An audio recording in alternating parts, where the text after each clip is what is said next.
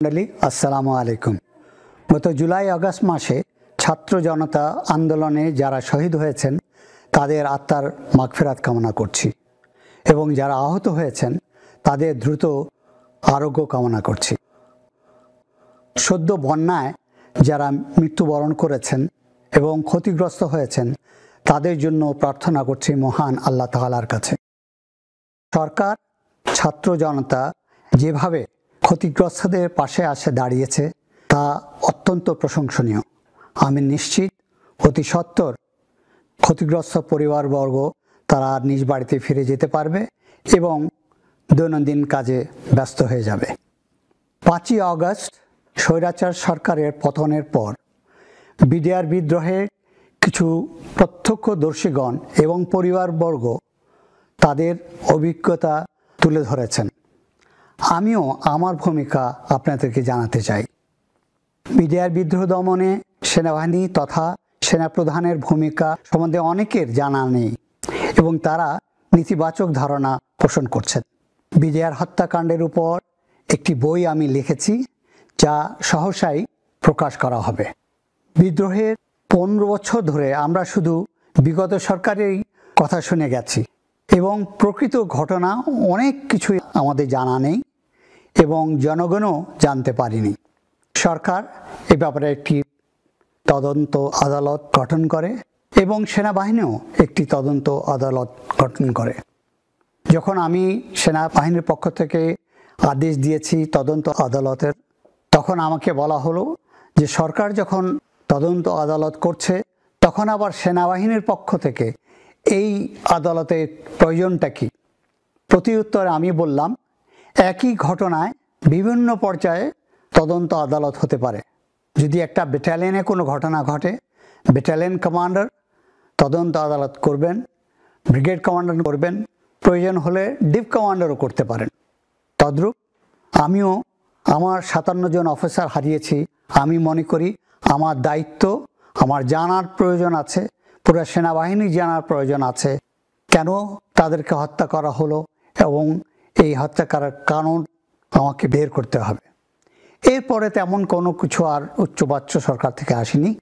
তবে এই তদন্ত আদালত করতে যেসব জিনিস প্রয়োজন তা সেভাবে সরকার থেকে আমরা সাহায্য পাইনি।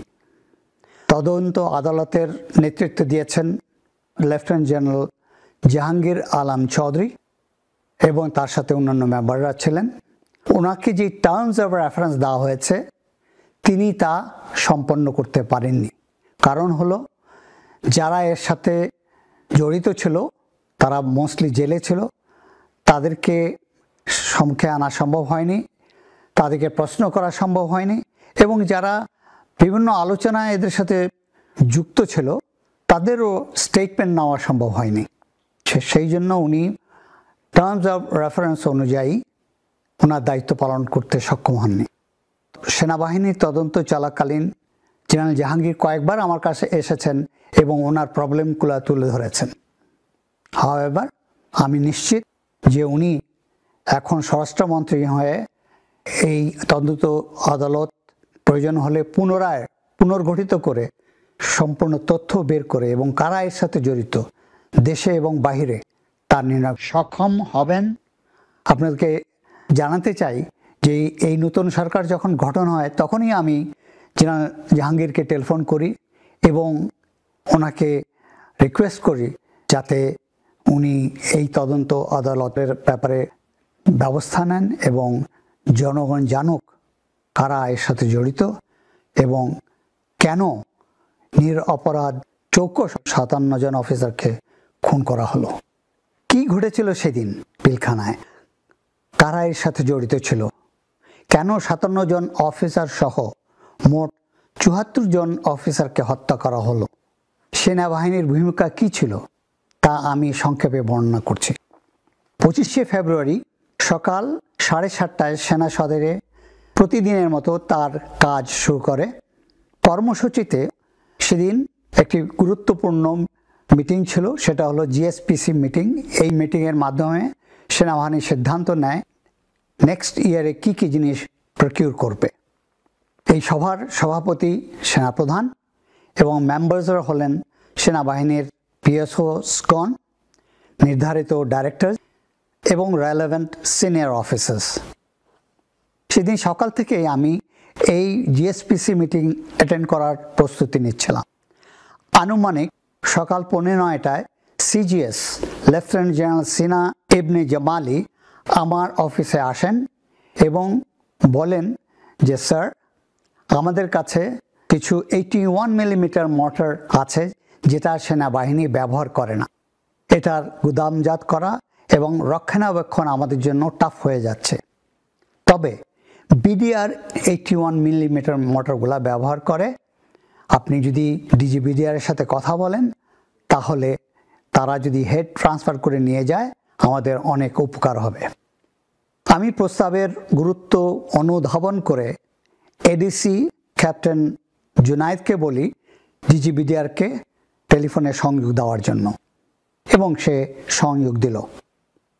শুভেচ্ছা বিনিময়ের পরে ডিজিবিডিআর জেনারেল শাকিলের সাথে আমার কথা শুরু হয় এবং আমি ওনাকে 81 মিলিমিটার মর্টার গ্রহণের জন্য প্রস্তাব দিই। তিনি সানন্দে গ্রহণ করলেন। পরে গতকালের বার্ষিক প্যারেডের প্রশংসা করে কনভারসেশন সমাপ্তি করি। কনভারসেশনে মনে হয়েছে he is an high moral.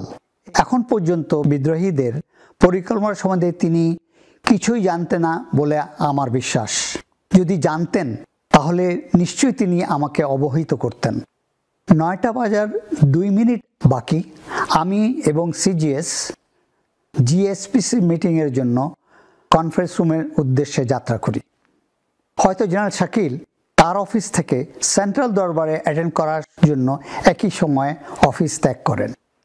সকাল 9টায় জিএসপিসি মিটিং শুরু হয় এবং আমরা ব্যস্ত হয়ে যাই আমাদের পারচেজের ব্যাপারে।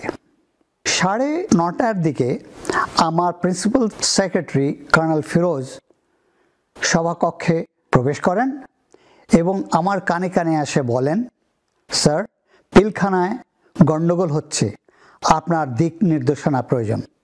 মনে মনে ভাবলাম একটু আগেই তো ডিজিবিডিআরের সাথে কথা হলো, হঠাৎ কি হলো? সে যাই হোক, সভা স্থগিত করে সিজিএস এবং ডাইরেক্টর মিলিটারি অপারেশনকে সঙ্গে নিয়ে আমার অফিসে এলাম। ঘটনা সম্বন্ধে বিস্তারিত জানার জন্য আমি জেনারেল শাকিল এবং প্রাক্তন প্রধানমন্ত্রীকে টেলিফোনে সঙ্গে দেওয়ার জন্য এডিসি ক্যাপ্টেন জুনায়েদকে নির্দেশ দেই। তাদের ফোন কন্টিনিউয়াসলি ব্যস্ত ছিল এবং তাৎক্ষণিক সংযোগ দেওয়া সম্ভব হয়নি। এরই মধ্যে সামরিক গোয়েন্দার মাধ্যমে পিলখানার সম্বন্ধে তথ্য আসা শুরু করলো এবং আমাকে জানানো হলো যে কি ঘটছে পিলখানায়। পরিস্থিতির ভয়াবহতা উপলব্ধি করে সময় বাঁচাতে কারো নির্দেশ ছাড়া আমি 46 ইন্ডিপেন্ডেন্ট ইনফ্যান্ট্রি ব্রিগেডকে অপারেশনের জন্য প্রস্তুত হতে নির্দেশ দেই এবং তারা তাৎক্ষণিক ব্যাটল প্রসিজার শুরু করে, যার নামকরণ করা হয় অপারেশন রেস্টোর অর্ডার। গৃহীত পদক্ষেপ সম্বন্ধে পিএসওএফডি জেনারেল মবিনকে অবহিত করি। 9:47 ডিজিবিডিআরকে ফোনে পাওয়া গেল। আমি ওনাকে জিজ্ঞেস করলাম কি হয়েছে। তিনি এক ভয়াবহ পরিস্থিতির সংক্ষিপ্ত বিবরণ আমাকে বলেন। তিনি বলেন, দরবার চলাকালীন 2 জন সশস্ত্র সৈনিক দরবার হলে প্রবেশ করে। একজন আমার পিছনে এসে দাঁড়ায় এবং ফেইন্ট হয়ে যায়। অপরজন দরবার হল ক্রস করে বাইরে চলে যায়। তার পরপরই বাইরের থেকে গুলির শব্দ আসে এবং গুলির শব্দ শোনার সাথে সাথে দরবার হলে উপস্থিত সৈনিকবৃন্দ গণ্ডগোল শুরু করে দেয় এবং তারা দাঁড়িয়ে যায় আর দরবার হল থেকে বের হয়ে যায়। মনে হলো these are all plan and being executed according to the plan. তিনি আরও বলেন, আমি সেক্টর কমান্ডার এবং ব্যাটালিয়ন কমান্ডার্সদেরকে পাঠিয়েছি তাদেরকে ফিরিয়ে আনার জন্য, যাতে করে পুনরায় দরবার শুরু করা যায়। তিনি আশা করেন যে সহসাই দরবার শুরু করতে পারবেন। আমি তাকে জানাই যে পরিস্থিতি মোকাবেলা করার জন্য 46 ইন্ডিপেন্ডেন্ট ইনফ্যান্ট্রি ব্রিগেডকে প্রস্তুত হওয়ার জন্য আদেশ দিয়েছি এবং সহসাই তারা পিলখানার উদ্দেশ্যে যাত্রা করবে। অনেকে মনে করেন যে ডিজি বিডিআর সাহায্যের জন্য আমাকে টেলিফোন করেছেন। এটা সত্য নয়। আমি ডিজি বিডিআরকে ফোন করি এবং আমরা কি ব্যবস্থা নিচ্ছি তা ওনাকে জানিয়ে দেই। তিনি আমাকে ফোন করেননি।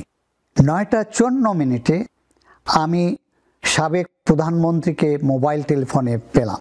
এর মধ্যে বিডিআর বিদ্রোহ সম্বন্ধে তিনি অনেক তথ্য পেয়ে গিয়েছিলেন। আমি 46 ব্রিগেডকে যে অপারেশনের জন্য প্রস্তুত হতে বলেছি তা ওনাকে জানাই এবং তিনি জানতে ছিলেন কতক্ষণ সময় লাগবে এই ব্রিগেডকে তৈরি করতে। আমি বললাম যে সাধারণত 6 ঘন্টা লাগে, বাট তাড়াতাড়ি করে আমরা 2 ঘন্টায় করতে পারি। আমি অলরেডি কমান্ডার 46 ব্রিগেডকে বলেছি যত তাড়াতাড়ি পারে তারা যেন প্রস্তুত হয়। আমি ওনার থেকে এই ব্রিগেডটাকে পিলখানা যাত্রা শুরু করার জন্য আদেশ ছিলাম। উনি ওই আদেশ দিলেন। আদেশ পাওয়ার পূর্বে ব্রিগেডটি নর্মাল ট্রেনিং অ্যাক্টিভিটিসে ব্যস্ত ছিল। অস্ত্র কোথে, গোলাবারুদ ম্যাগাজিনে, সামরিক যানবাহন গ্যারাজে, ওয়্যারলেস সেট এবং অন্যান্য সরঞ্জামাদি স্টোরে। এসব একত্রিত করে কমান্ড স্ট্রাকচার প্রস্তুত করতে সময়ের প্রয়োজন। তবে 46 ব্রিগেড 1 ঘন্টার মধ্যে তৈরি হয়ে যাত্রা শুরু করে।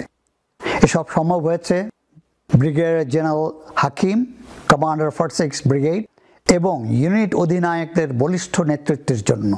ব্রিগেড কমান্ডারের নেতৃত্বে 10 জন অফিসার এবং 655 জন সৈনিক নিয়ে উনি পিলখানার উদ্দেশ্যে যাত্রা করেন। সকাল 10:30টায় ব্রিগেডের অগ্রভাগ দল জাহাঙ্গীর গেট ক্রস করে। এত কম সময়ে প্রস্তুত হয়ে যাত্রা শুরু করা হয়েছিল তা একটা বিরল কৃতিত্বের উদাহরণ। এর মধ্যে বিদ্রোহীরা বিডিআর গেটগুলির চতুর্পাশে heavy machine gun, mortars, recoilless rifle, rocket launcher, অন্যান্য অস্ত্র মোতায়েন করে যে কোনো আক্রমণ প্রতিহত করার জন্য প্রস্তুতি নিয়ে নেয়। বেলা 11টায় 46-এর প্রথম গাড়িটি মেইন গেটের কাছাকাছি পৌঁছায়। বিদ্রোহীরা টের পেয়ে একটি পিকআপকে লক্ষ্য করে রকেট ফায়ার করে। রকেটটি পিকআপকে হিট করে। ড্রাইভার জাহির ঘটনাস্থলেই মৃত্যুবরণ করে এবং সেকেন্ড সিটার গুরুতর আহত হয়। এখানে আমি একটা জিনিস বলতে চাই, সেটা হলো 10:35 দিকে আমি আবার এডিসিকে বলি যে লেটেস্ট ইনফরমেশন পাওয়ার জন্য তুমি আবার ডিজি বিডিআরকে আমাকে টেলিফোনে সংযোগ দাও, এবং সে কন্টিনিউয়াসলি চেষ্টা করলো অনেকক্ষণ ধরে, কিন্তু ডিজি বিডিআরকে আর সংযোগ দেওয়া সম্ভব হলো না। হয়তো by this time he has been killed. এখানে উল্লেখ্য, আনুমানিক 10:30টায় ডিজি বিডিআরকে গুলি করা হয় এবং তিনি নিহত হন। এর পরপরই কিলার গ্রুপ এর গুলিতে DDG, colonel Anis, colonel Kaiser সহ বেশ কয়েকজন অফিসারকে হত্যা করা হয়। লেফটেন্যান্ট কর্নেল শামসের ধারণা অনুযায়ী 10:30 থেকে 11টার মধ্যে বেশিরভাগ অফিসারকেই হত্যা করা হয়েছে। আর আমাদের ব্রিগেডটি পৌঁছে 11টার পরে পিলখানার কাছে। তার মানে আমরা পৌঁছবার আগেই বেশিরভাগ হত্যাকাণ্ড তারা করে ফেলেছে।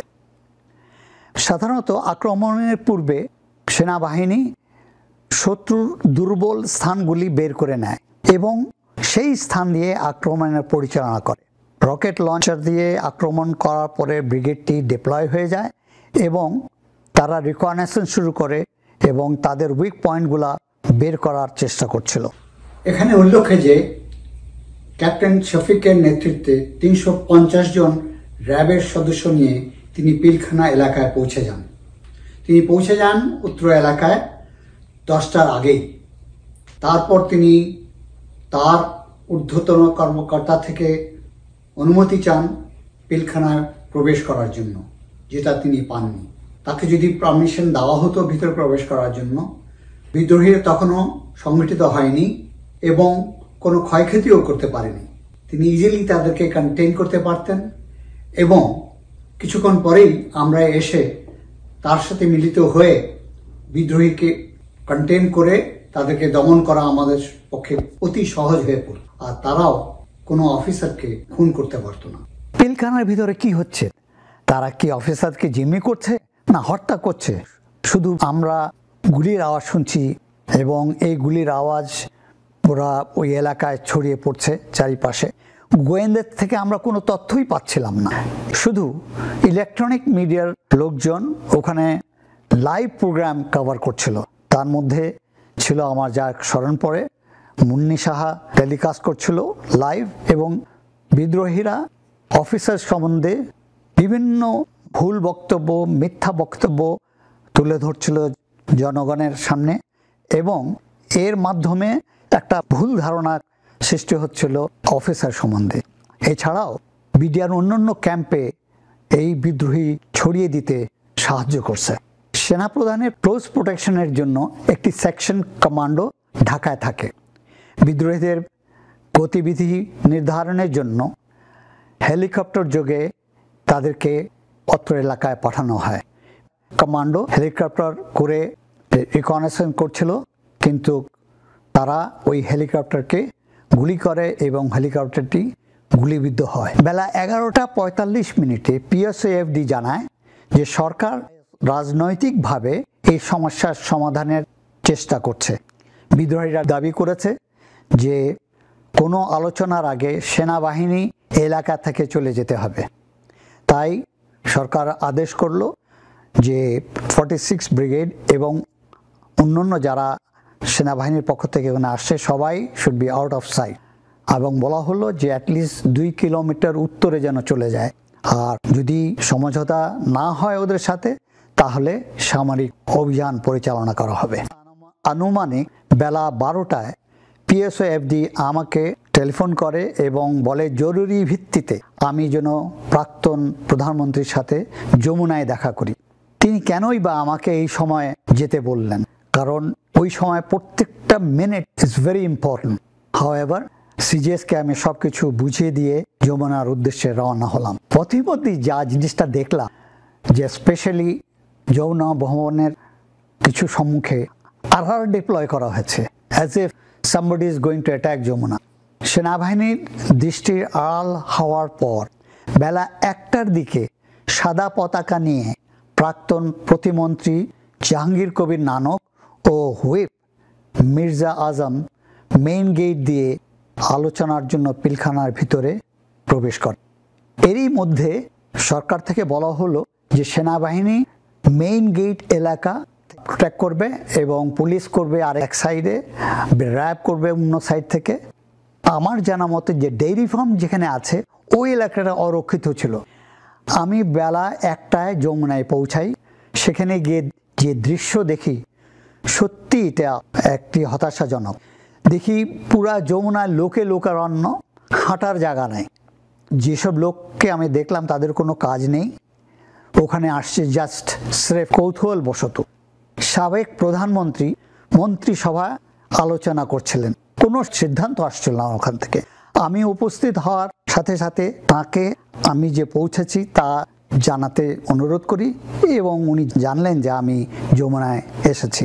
আমি ভেবেছিলাম তিনি আমাকে ভিতরে ডেকে নেবেন, কিন্তু তা করা হলো না। বেলা 2টার পর খবর এলো বিডিআর পিলখানা থেকে একজন অফিসার পালিয়ে যমুনায় এসেছে। আমি তা শুনে তার কাছে ছুটে গেলাম।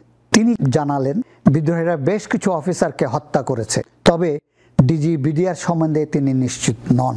এই প্রথম নিশ্চিত হলাম যে বিডিআর বিদ্রোহীরা নিরপরাধ অফিসারদেরকে হত্যা করেছে। সাবেক প্রধানমন্ত্রী সভা শেষ করে আরেকটি ছোট্ট সভা অ্যাটেন্ড করলেন। তারপর তিনি 3 বাহিনী প্রধানকে একসাথে ডাকলেন। এখানে উল্লেখ্য যে আমি যমুনায় পৌঁছার 1.5 ঘন্টা পরে বাকি 2 জন সেনাপ্রধান যমুনায় এসেছিলেন। তার মানে আমাকে আসার বেশ কিছুক্ষণ পরে ওনাদেরকে বলা হয়েছে যমুনায় আসার জন্য।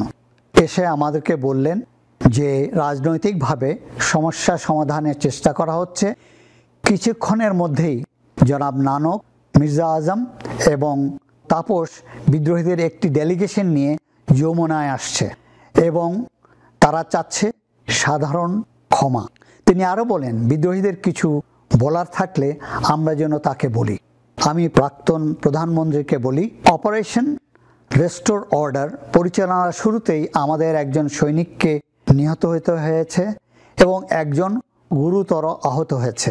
এইমাত্র খবর পেলাম বিদ্রোহীরা অনেক অফিসারকে হত্যা করেছে। আমি আরও বলি, বিদ্রোহীদের কোনো শর্ত মানা যাবে না। আর আপনি তাদেরকে বলবেন অফিসার হত্যা এই মুহূর্তে বন্ধ করতে হবে, আর একটি প্রাণও যেন না হারায়। দ্বিতীয়ত, আটককৃত সকল অফিসার এবং তাদের পরিবারকে এখনই মুক্তি দিতে হবে। তৃতীয়ত, অস্ত্র ও গোলাবারুদ সহ সকল বিদ্রোহী অতি সত্বর আত্মসমর্পণ করতে হবে। চতুর্থ, আমি জোর দিয়ে বলি, সাধারণ ক্ষমা দেওয়ার প্রশ্নই উঠে না। আমাদের সাথে কথা বলার পরে সাবেক প্রধানমন্ত্রী চলে গেলেন, আর এর মধ্যে কিছু সময় আমরা পেলাম বিফোর আলোচনা শুরু হয় বিদ্রোহীদের সাথে। বিদ্রোহীরা 3:48 ডিএডি তহিদের নেতৃত্বে 14 জন বিদ্রোহী আলোচনার জন্য যমুনায় প্রবেশ করে এবং তাদেরকে একটা বড় রুমে রাখা হয়। আমি আমার এডিসিকে বললাম যে দেখো তো এদের মধ্যে নেতাকে, তাকে ডেকে নিয়ে আসো। এডিসি জুনায়েদ ডিএডি তহিদকে ডেকে নিয়ে আসলো, আর আমি ওকে দেখেই বললাম আপনি আমাকে চেনেন? সে উত্তর দিল, হ্যাঁ স্যার, আপনি সেনাপ্রধান। আই সেড, আপনার কাছে আমার প্রশ্ন, কি হয়েছে পিলখানায়? কতজন অফিসারকে হত্যা করা হয়েছে এবং এখন কি অবস্থা? তিনি প্রতি উত্তরে বললেন যে সকাল 9টায় আমাকে এই বিদ্রোহীরা একটা রুমে তালা মেরে রেখে দিয়েছে, এখন আসার সময় তালা খুলে আমাকে নিয়ে আসছে, আমি কিছুই জানি না। এটা সম্পূর্ণ মিথ্যা। আমি বলছি ঠিক আছে, আপনি জানেন না তো আপনার সাথে যারা আসছে তারা নিশ্চয়ই জানেন, আপনি তাদেরকে যেয়ে জিজ্ঞেস করেন এবং আমাকে উত্তরটা দেন। তিনি ভিতরে চলে গেলেন, আর আসতেছেন না। আমি আবার আধা ঘন্টা অপেক্ষা করে আবার ক্যাপ্টেন জুনায়েদকে ভিতরে পাঠালাম ডিএডি তহিদকে ডেকে নিয়ে আসার জন্য। সে নিয়ে আসলো তহিদকে। আমি জিজ্ঞেস করলাম যে আপনি তো উত্তর দিলেন না, কি হয়েছে বলুন। তখন সে বললে, স্যার এরা সব জানে কিন্তু কোনো কথাই বলছে না, বলে সে কনফারেন্স রুমে চলে গেল। কিছুক্ষণ পরে সাবেক প্রধানমন্ত্রী আলোচনার জন্য বিদ্রোহীদের সাথে বসে এবং সাথে ছিলেন জনাব নানক, মির্জা আজম এবং তাপস। প্রথম পর্যায়ে কি আলাপ হয়েছে আমার জানা নেই। তার কিছুক্ষণ পরে সাবেক প্রধানমন্ত্রী রুম থেকে বের হয়ে আমাকে ডাকলেন, শুধু আমাকে, যে তুমি আসো ভিতরে। তা আমি গেলাম। ওখানে যায় দেখি যে এই 14 জন লোক সব নিচে তাকায় আছে, আর শুষ্ক চুল, কাপড়ের অবস্থা খুবই খারাপ এবং মনে হয় যে রাস্তার বখাটে ছেলে। তাদের ডিমান্ড কি ছিল আমি জানি না, হয়তো প্রথম পর্যায়ে ওটা সাবেক প্রধানমন্ত্রীকে জানিয়েছেন, বাট এখন প্রধানমন্ত্রী বললেন যে যেটা আমি শুনেছি, যে তোমরা অস্ত্র গোলাবারুদ সারেন্ডার করো এবং সবাই ব্যারাকে ফেরত চলে যাও। এবং পরে উনি সাধারণ ক্ষমা ঘোষণা করলেন। আলোচনার শেষে জনাব নানক অপেক্ষামান সাংবাদিকদেরকে জানালো আলোচনার সারাংশ এবং এটাও বললেন যে প্রধানমন্ত্রী এই বিদ্রোহীদেরকে সাধারণ ক্ষমা ঘোষণা করেছেন এবং তারা বলেছে তারা এখন আত্মসমর্পণ করবে এবং ব্যারাকে ফেরত যাবে। বিদ্রোহীরা 6:37 যমুনা ত্যাগ করে পিলখানার উদ্দেশ্যে যাত্রা শুরু করে।